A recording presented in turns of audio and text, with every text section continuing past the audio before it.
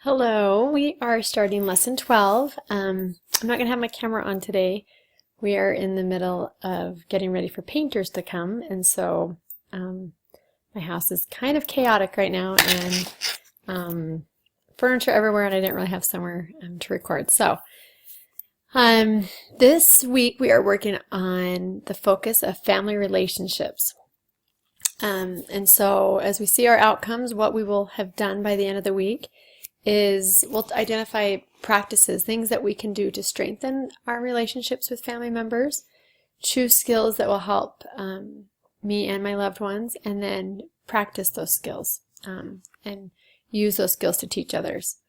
The skill that we're learning, the study skill, is the review. So once I have learned some information, maybe I need to make sure I can remember it. I need to review and look over, skim over to review and remind myself what I had learned.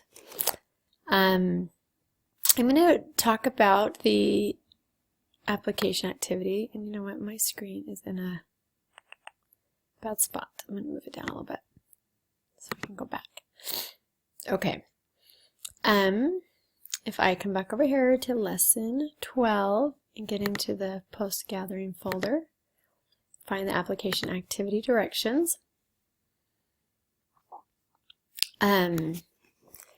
During your gathering, you set a SMART goal to help you in improving your family relationships, and so now you're going to, using that work that you've already done, you're now going to set a SMART goal to improve a family relationship. So I want you to think of one relationship you want to improve. Like here it says, it can be with an extended family member like a cousin, a grandma, a grandpa, aunt or uncle, or a little more immediate like your parent, your mom or dad, sibling, brother, sister, half-sister, half-brother, step-sister, a spouse. Maybe you want to improve the relationship with your husband or your wife. A child. I've had a lot of students, some that have teenage children. They want to improve that relationship with their teenage child. Whoever you pick, just pick one, like it says. Select a relationship with one family member that you would like to improve. And maybe it's not horrible, but you just think it could be better. Then, if you look down at the next paragraph, you're going to set a goal for how to improve that relationship. Like it says here, it should focus on your choices, actions, and results, resulting effects, and not the desired behaviors of the other person. So not a goal of my sister will be more patient with me, because that's more on what we're wanting her to do. But what actions can you take? Maybe be more clear when you ask things of your sibling or your husband, because you need to make sure that it fits those traits: specific, measurable, attainable, realistic, and time-bound. When you download the template, it will walk through and have you answer questions to make sure that it has all the traits of a SMART goal. Here's what that template looks like. I want you to look carefully right here. Right. It should say, it's not letting me highlight it. Right up to one paragraph, okay? Write up one paragraph to answer each of the questions. So you need to have a paragraph for each of these. So I look for at least 3 sentences to make up a paragraph. So what specific changes would you like to make? So give me a little more elaboration. That means a little more detail. Maybe you could say, my sister and I sometimes fight, period. Put a period and then another sentence. I would like the change to be that we get along. Another sentence could be, I would like to have more patience when talking with my sister, or whatever it may be. Then what are you expecting the result to be? And how do you think that's going to influence your sister? What steps do you need to take? Sometimes there's something first you need to do, and then next, and then next. There's kind of an order into how we need to go about making these changes. How do you know if it's coming about? How are you going to measure it? Will you, each day after you talk with her, evaluate on a scale of how you think it's going to see if it's improving? And as you do that, you will be able to ensure that each of these characteristics of a SMART goal are being answered. The last thing I wanted to share with you, and then right here, like it says, go ahead and submit that. Make sure you're saving it as a doc. So it's in a Word document, so it's saved as a .doc. Those are ones that I can open. Sometimes some are saved as other things that don't allow me to open them. So the last thing that I think just went away is just our little English lesson. Prepositions. So prepositions talk about the position of the noun. I is my noun here. And where am I? I slept. Where did I sleep? In. So the preposition right there is in.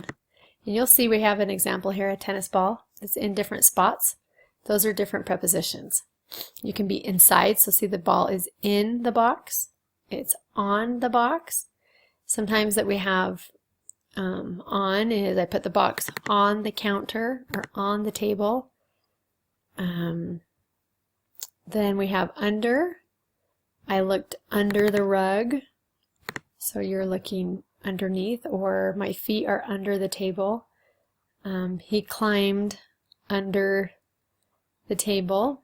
Then we have here it's behind, so it's kind of in back of. So if someone stands behind you, they're in back of you.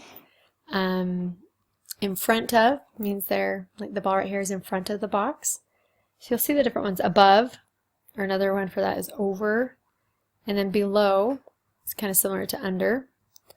Between, sometimes you sit in between two people.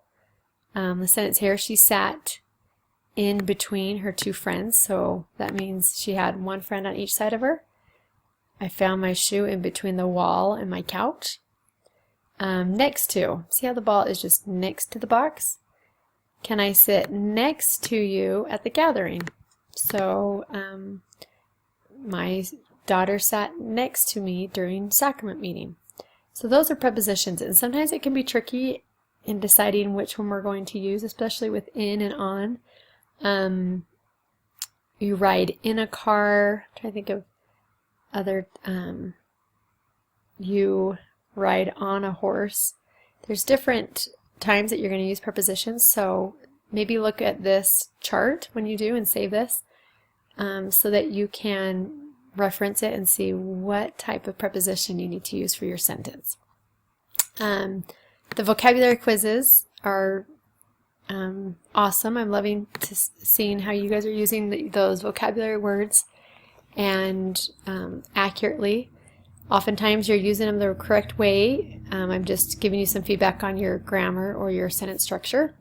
So I think that's everything for this week. Let me know what questions you have as you strive to improve your family relationships and your communication this week. I think it's something that is always a great thing to be focusing on. One thing I have in my announcements this week is this quote by Elder Quentin Cook. Family commitments and expectations should be at the top of our priorities to protect our divine destiny. So I know that families are at the heart of Heavenly Father's plan, and if we'll make sure that we are committed to it, that we will help contribute to that and have happiness. And so I'm grateful for that. And I will talk to you guys next week. Bye.